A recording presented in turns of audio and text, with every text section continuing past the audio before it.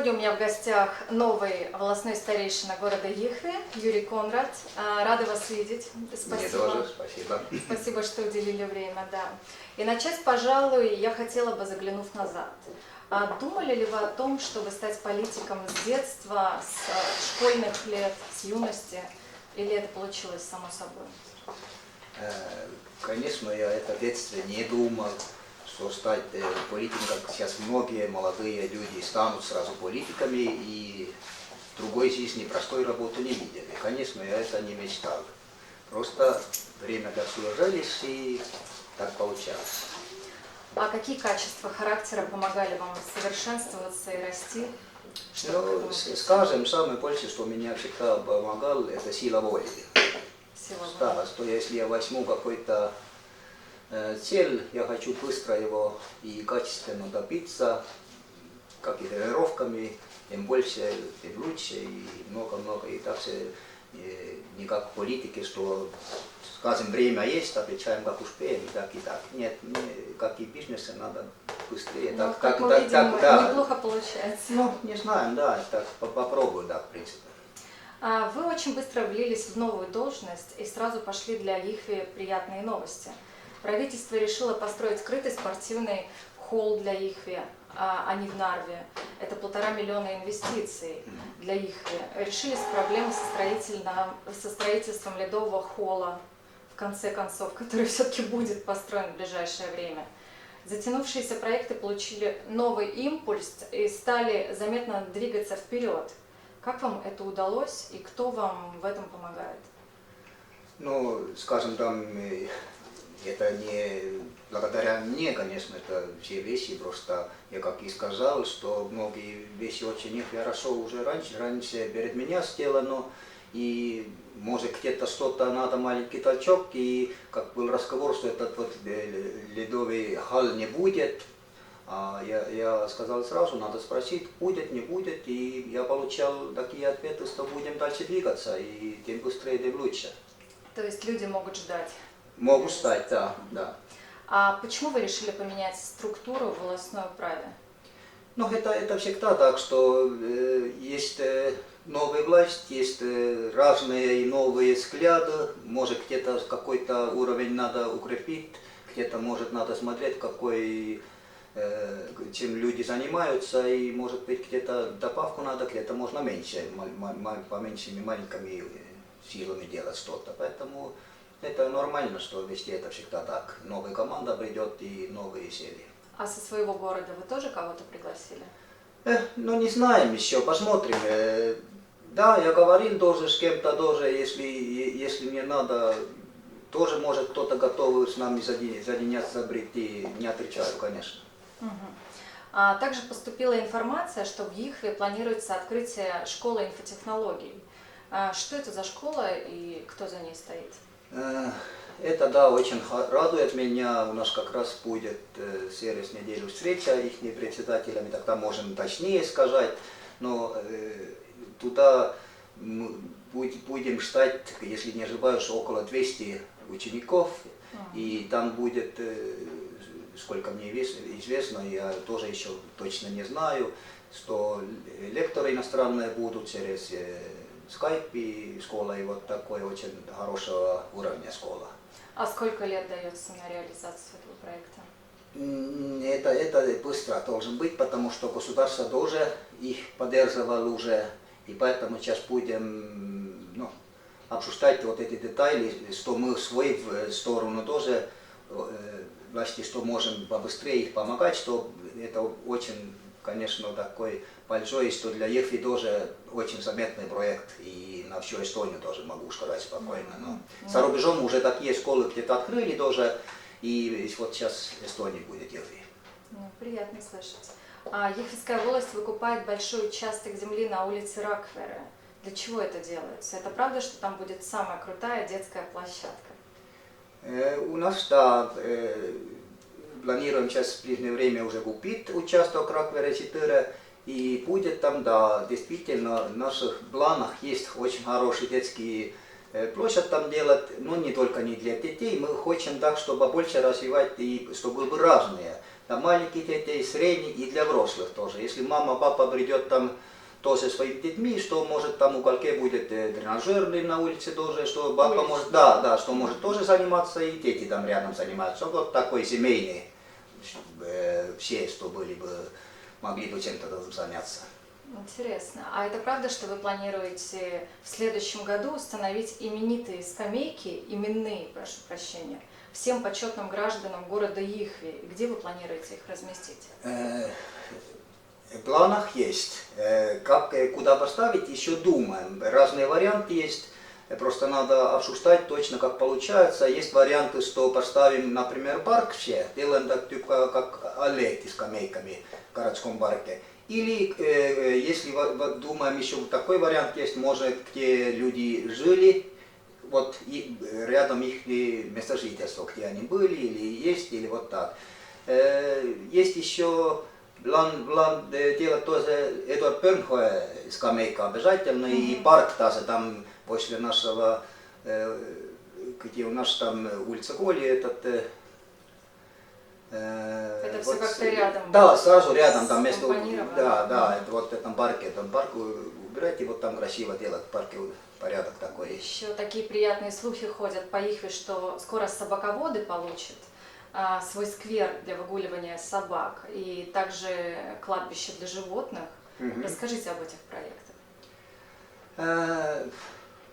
Вот про собак я тоже очень зверей люблю, и это меня очень радует, что у вас тут будет сейчас такой же, где можно с ними тренироваться.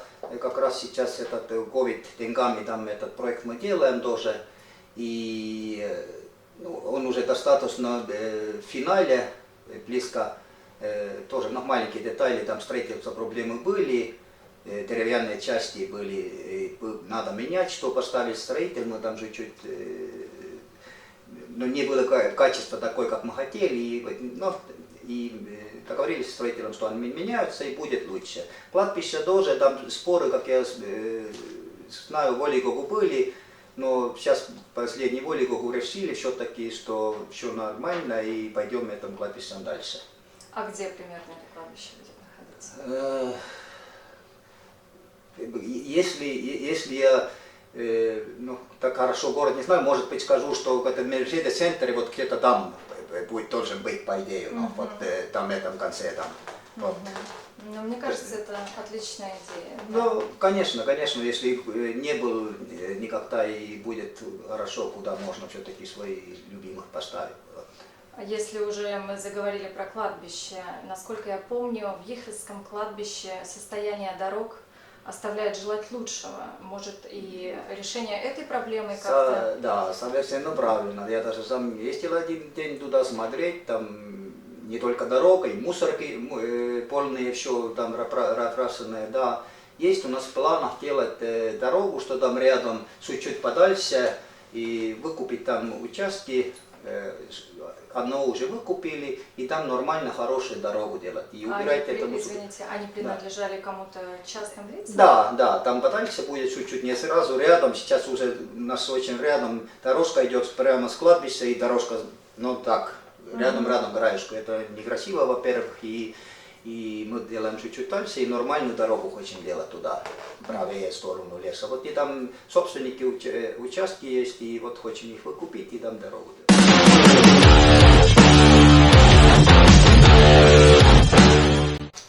Вы упоминали, что существуют трудности в переговорах о железнодорожном вокзале в Ихве. Эстирауте предлагает либо его выкупить, либо отдать в аренду по очень большой цене. Не проще ли тогда построить новый вокзал и сделать остановку в совершенно другом месте? Все-таки это наше, так скажем, лицо. Приезжающие иностранцы, выходя из поезда, видят картину города-призрака. Да, это переговоры уже, как я понимаю, долгое время проходят, и по-разному слышно было. Но последнее, что мы сейчас действительно говорим и министерством, и дорожным, что все-таки есть вариант выкупить его со суммой 17 тысяч евро. И тогда думаем дальше, что с ним делать. Я сам лично хочу обязательно, мне нравится очень этот первый вид, в ту сторону сюда, яма идет. И там варианты разные. Будем просто думать и архитекторами, и кто там еще, нашими строителями, и будем у людей тоже спросить, какие мнения, что хотелось там быть. Может быть, есть один вариант тоже, что обсуждались у нас на столе, чтобы первый фасад это оставить так, а сзади может современное все делать. То есть что, как да, старинное. да, вот этот, ну вот. Надо. Но сегодня даже мне пришел на стол, что я раньше не слышал, конечно, что и Муинсускайце там что-то начал, как Тата говорит, что они в прошлый раз, так мне говорили все время, что Муинсускайце там претензий не имеют никаких, но сегодня удивительно факт пришел на стол, что они тоже могут начинать так-то, типа, что сам защиту возьмем, если мы там вообще что-то сломать. Но надо этот нюанс еще точно устранить. А вот в совершенно другом месте невозможно сделать? Нет земель у города? Ну, я думаю, что вы все равно это том же тоже надо что-то с ним решать, и одновременно и вокзал, и этот поезд даже там остановится все равно, так-то надо все менять, структуру и все, как этот, но... Как говорится, двух зайцев. Ну да, хочется, да, все равно долго стоял, и люди, наверное, тоже все видели, что так-то он красивый, что надо с ним что-то решать. Учитывая, что вы не раз рассказывали о своей любви к спорту, не кажется ли вам, что в Ихве как раз-таки отсутствует приличный спортзал? Спортзалы есть, я скажу, что силовой зал, качалка, да, не отречусь, немножко слабовато, и там можно развивать, и поэтому даже мне не секрет, что я даже раз или два даже в Охтаерве зал езжу, что аппаратов там действительно профессионально и получше, и да, мы просто можем все равно на будущее так, и тут мы так думаем, что делать, может там просто получается это аула или что в спортхолле даже, что просто помещения надо больше, там сейчас все равно рассчитано, по-моему, 25 человек, вентиляция еще, но все равно народа, ведь по вечерам я часто хожу, больше там, и поэтому и та вытяга, вентиляция слабовата уже для этого, не говоря, что мало тренажеров. Но немножко личный вопрос. И сколько раз в неделю вы ходите в спортзал? Ну, в среднем, я думаю, да, в среднем 5 раз. 5 раз в неделю, но это не среднее, это... Ну, для меня в среднем так идет, ну так. Насколько я знаю, помимо государственной деятельности, вы также и владеете своим бизнесом, который остался в Валга. Не задумывались ли вы о том, чтобы его развивать и в нашем городе? Ну, так пока, конечно, не думал. Да, у меня там осталось, но все равно время сейчас такое, что бизнес все равно очень тяжело на любом сфере делать. И туризм, и этот музыкальный бизнес, скажем, что концерты делать, но у меня там ночной клуб был, и хостел. Оба все равно сейчас, ну, везде по Эстонии очень слабо. И все время это сокращение больше и больше, и поэтому в ближайшее да, время сейчас нет просто мысли опять делать. Конечно, я как пришел, спросил, есть хороший ночной клуб или так и так, по-моему, сколько известно, такого хорошего вроде нету. Может, не данные неправильно, но не знаю, я пока не слышал такое. Вот. А какие навыки вы приобрели в бизнесе и как они помогли вам стать успешным политиком? И где вы чувствуете себя более комфортно? Все-таки в бизнесе или в политике? Ну, в политике я не так давно, конечно, скажем, что овалик власть не так давно. Политика я, да, действительно давно. Я раньше Народным Союзом очень долго занимался, и потом центристская партия. Но какие... Ну, даже не знаю, где. В бизнесе, конечно, я себя легче чувствовал. Но сегодняшний день мне и тут очень нравится на политике, если можешь что-то решать все-таки, и хочется результатов видеть тоже. Но это как бизнес, это не можешь просто так делать. Это бывает так, что люди хотят сидеть в своих местах, просто так ничего не делать. Я даже раньше, как был... Я же раньше с Валги пришел, Южной Эстонии, там заместитель мэра был социальных вопросов. И, ну, если надо ночью вставать, пойдешь и ищешь там людей или детей, кто потеряли, или еще им не претензии.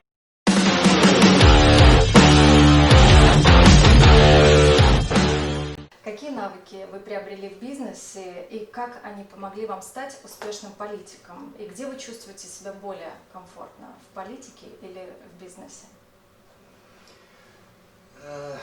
Ну, скажем, все равно очень хорошо, если человек идет в политику с чего-то, с бизнеса или чем-то такого, что он сам занимается своими руками, не просто так, что он родился политиком. Должен все равно это чувствовать. И навыки, скажем так, что для меня все-таки очень важно всегда результат. Что нельзя так, что просто мы что-то просто так делаем и тянем время, и результата нет. Я все-таки люблю так, что видеть результат своей работы, своих подчиненных работы, и требовать их тоже, если надо. И вот такие. И, конечно, я чувствую себя политиком, я не скажу, что там я не так долго там авалик võimu juures, ближе этого, я не знаю, даже вот русского точно перевод, ни слово не идет. И поэтому все-таки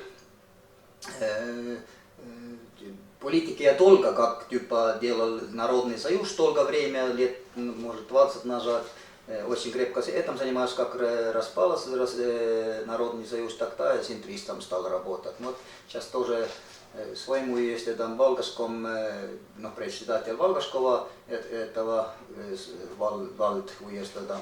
Хочу топиться тоже и, скажем, в политике результатов, и что было видно, чем мы занимаемся. Не так просто хорошие разговоры говорит.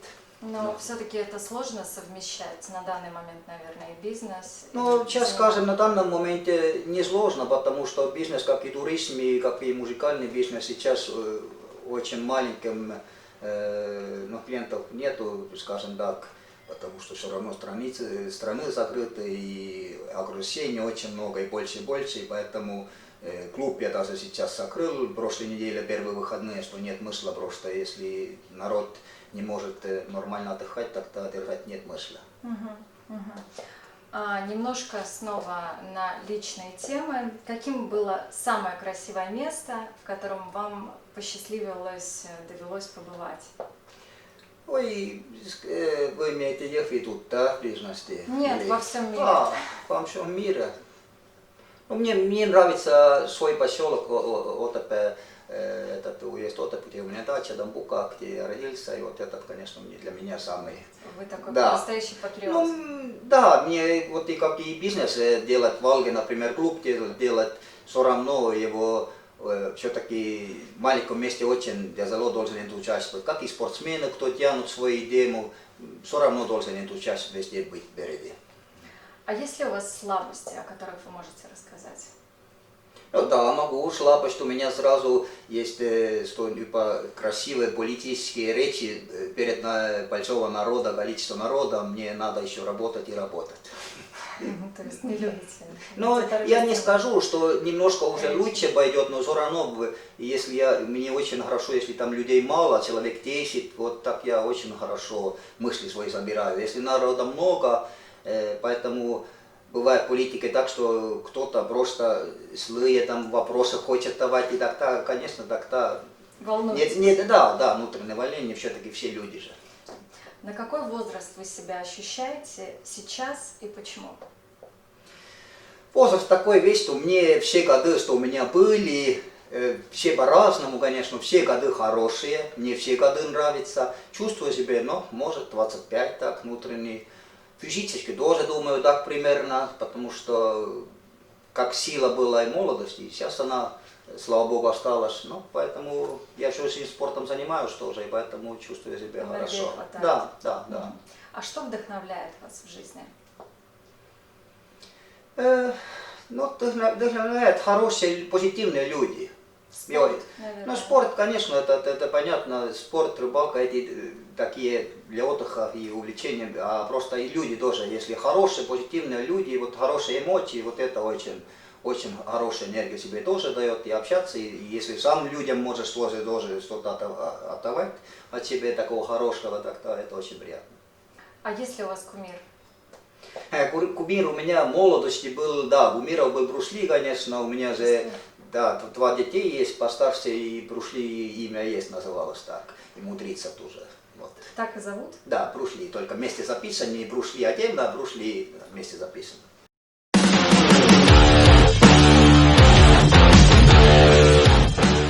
Последний вопрос. Если бы ваша жизнь была фильмом, как бы он назывался? Так, веселая драма, скажем так. Я Веселая. с ним, конечно, что у меня в жизни было, я ничего плохого не чувствую, плохого чувствую никогда не делаю, всегда добрый и всегда хочу жан тоже, всегда улыбка на лице, если тяжело, все равно надо людям давать хорошие эмоции, не испортить своим плохим настроением других настроения. Можете какой-то девиз сказать или вот миссию? Ну, первый сказ, первый войн. Ну, на этой прекрасной ноте, я думаю, мы можем завершить программу. Еще раз большое спасибо, Вам спасибо, что уделили время. да. Было очень приятно пообщаться. Очень приятно.